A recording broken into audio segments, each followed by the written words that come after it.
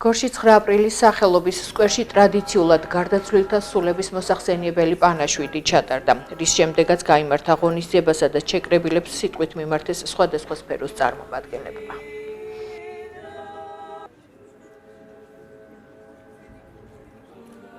ჩვენთან მკვდრებიც კი ცოცხლად რჩებიან, ჩვენთან ბიჭები დედის მუცლიდან მხოლოდ გმირებად იბადებიან. ჩვენ წმინდანინო შვარზე ლოცულობთ. დღეს 9 აპრილია, მოკლედ რთული დღე, მაგრამ ამავე დროს საამაყო დღე და მადლიერების დღე არის.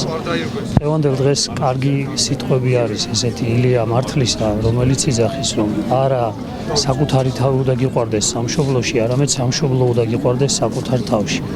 აი ეს 9 აპრილს იქ მდგომი ადამიანების უმეტესობა და ყველანი თითქმის ამით იყვნენ გამშვალებულები, რომ მათ საკუთარი პირადი ამბიციები კი არ ამოძრავებდათ, არამედ ამოძრავებდათ ყველაზე მთავარი ამ ქვეყნის მომავალი და ამ ქვეყნის მოკლედ თავისუფლება და ღმერთმა ამრავლოს ასეთი ადამიანები. ჩვენ პირდებით მას, რომ მათი მონაპოვარი შენახული იქნება და ღვთისწყალობით კიდე გამრავლებული იქნება და უფრო უკეთეს ქვეყანაში და სამშობლოში ვიცხოვრებ ჩვენ.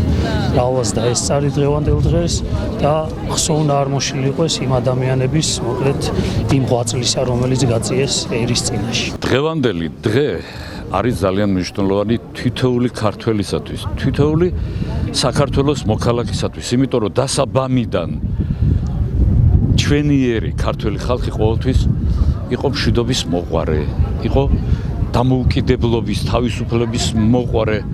ამიტომ არის რომ საუკუნეები 1000 წლეული არის შეინარჩუნა თავისი თვითმყოფადობა, შეინარჩუნა ენა, სარწმუნოება, მამული და ძალიან ხშირად იყო ხოლმე ნამბოხებები, ძალიან ხშირად იყო ხოლმე გამოსვლები იგივე ცარიზმის წინააღმდეგ, იგივე მუსულმანური სამყაროს წინააღმდეგ, როდესაც თავისუფლებისათვის ბრძოლა მიმდინარეობდა დამოუკიდებლობისათვის, მაგრამ 1989 წლის აპრილი 9 აპრილი იყო სრულიად განსხვავებული თავისი მთლიანობით, იმიტომ რომ აქ იყო მშვიდობიანი მოსახლეობა. აქ იყვნენ ადამიანები, რომლებმაც გამოხატეს მხოლოდ და მხოლოდ სურვილი და ნება.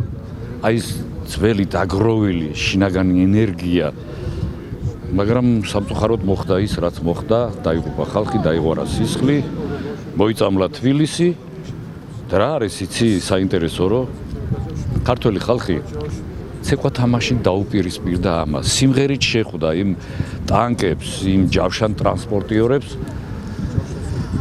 ალბათ ასეთი ბედი ჰქონდა ქართველ ხალხს, მაგრამ სამაგიეროდ აი ამ ტრაგედიამ თავისებურად შედეგი გამოიღო და დღეს მე და თქვენ რომ აი ესე თამამად საუბრობთ, მე და თქვენ რომ ასე ლაპარაკობთ ქართულ ენაზე, ეს არის ჩვენი წინაპრების მონაპოვარი იმ ადამიანების, ვინც თავი დაძლო საქართველოს დამოუკიდებლობისათვის, მთლიანობისათვის. პირადად თქვენ და სრულიად საქართველოს გილოცავთ დღევანდელ დღეს, მართალია მძიმე დღეა, მაგრამ ამ დღეს თავისი შედეგიც გააჩნია.